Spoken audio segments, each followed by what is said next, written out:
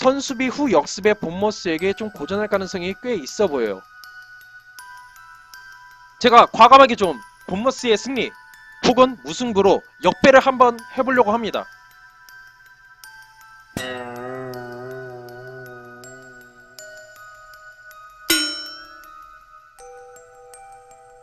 본머스에게 좀 고전할 가능성이 꽤 있어 보여요.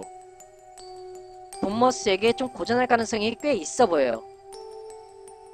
역배에 도전해 보려고 합니다. 역배에 도전해 보려고 합니다. 역배에 도전해 보려고 합니다.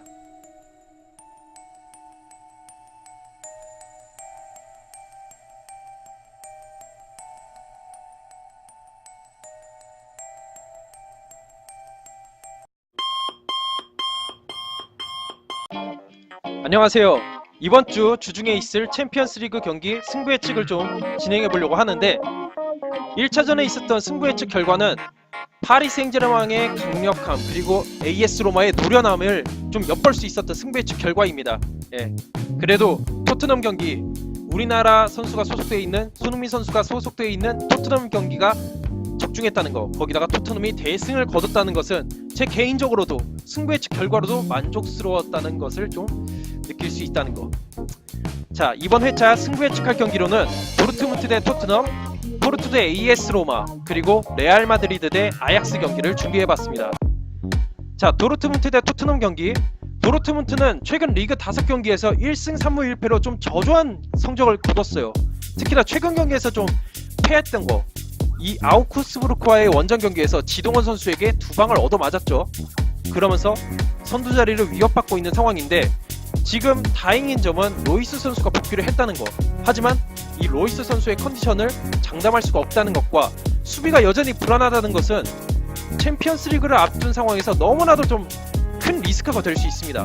거기다가 1차전에서 무득점 3골차 패배, 승리를 목표로 경기를 뛰겠으나 승리를 거둔다 할지라도 역전까지는 바라보기 힘들지 않을까 싶고요. 그리고 토트넘 같은 경우에는 리그 3경기에서 1무 2패, 2득점 5실점으로 도르트문트만큼 지금 분위기가 안 좋습니다.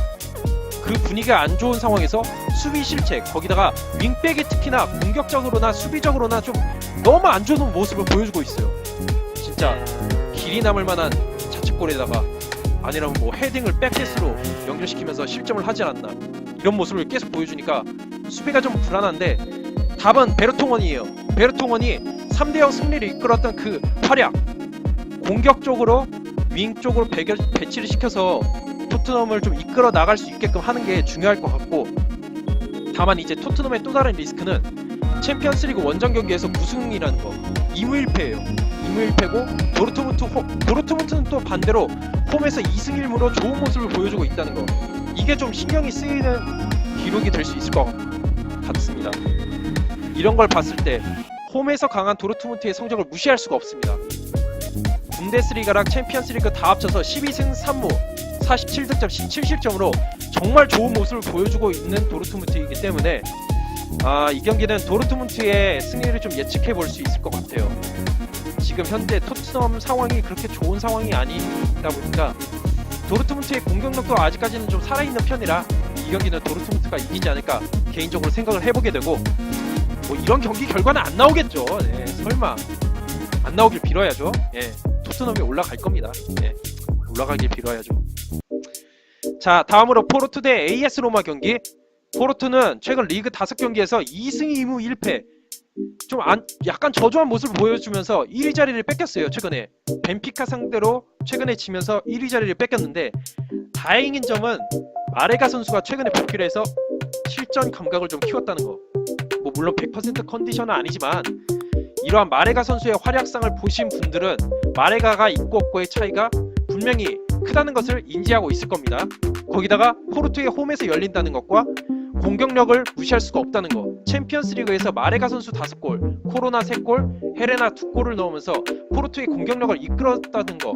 이거는 포르투가 이번 경기를 앞두고 정말로 강점이 될 수 있을 만한 부분이라고 생각이 듭니다.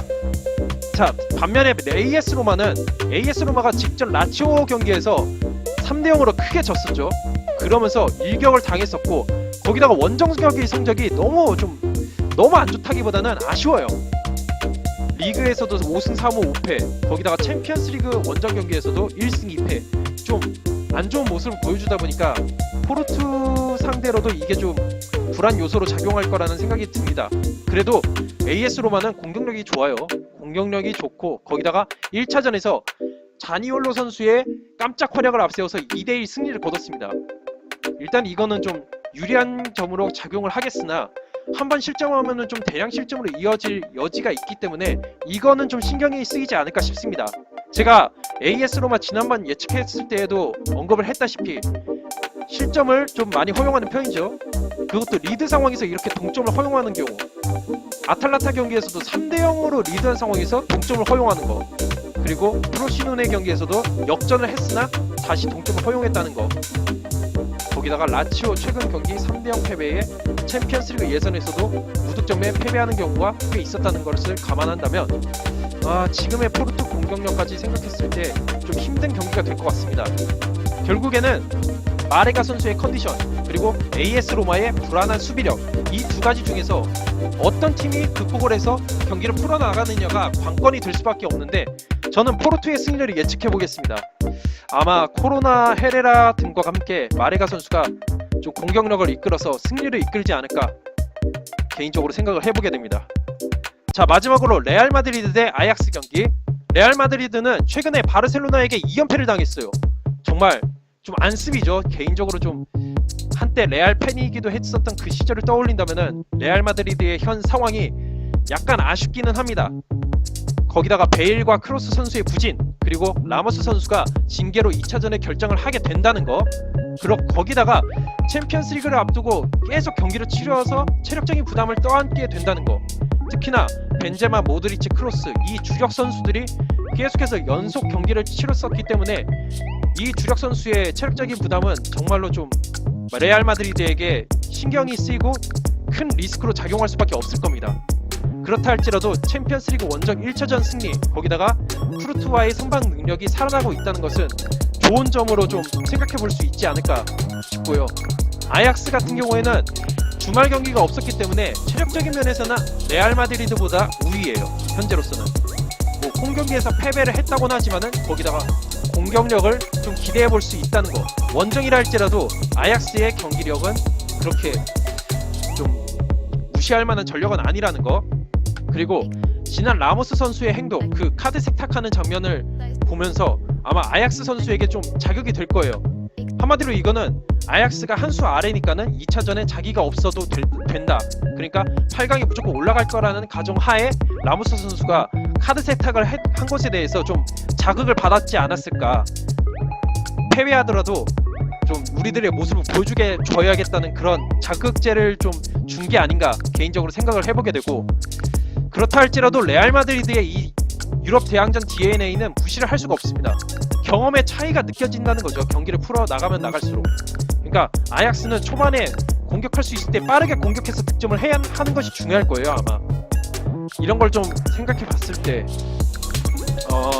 역배 한번 해봅니다. 아약스가 이 경기 잡을 거라고 감히 예측을 해보겠습니다. 근데 이거는 솔직히 도박이에요. 이거는 여러분들의 판단 하에서 그냥 레알 마드리드나 무승부 선택하셔도 상관없을 만한 제 선택입니다. 이건. 자, 승부 예측을 요약해드리겠습니다. 도르트문트 대 토트넘 경기는 도르트문트 승리, 포르투 대 AS 로마 경기는 포르투 승리, 레알 마드리드 대 아약스 경기는 아약스 승을 한번 예측해보도록 하겠습니다. 그리고 파리 생제르맹 대 맨유 경기는 가능성 파리 생제르맹이 이길 것 같긴 한데, 그래도 저는 이 경기는 편하게 지켜보려고요. 혹시라도 정말 혹시라도 맨유가 2대0으로 앞선 상황에서 연장전 끝에 승부차기에서 이겨서 8강으로 올라가는 경우 아예 0.1% 정도 있지 않을까요?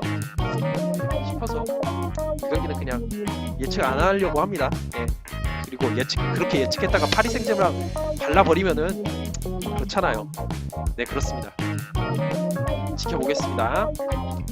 자, 그리고 유로파리그가 주중에 또 있는데 첼시랑 나폴리 이 두 팀이 경기력을 제가 봤었을 때는 이번 유로파 경기 홈에서 열리고 하니까 승리를 거둘 수 있지 않을까 싶은데 이 경기는 뭐 이렇게 말만 하고 넘어가도록 하겠습니다.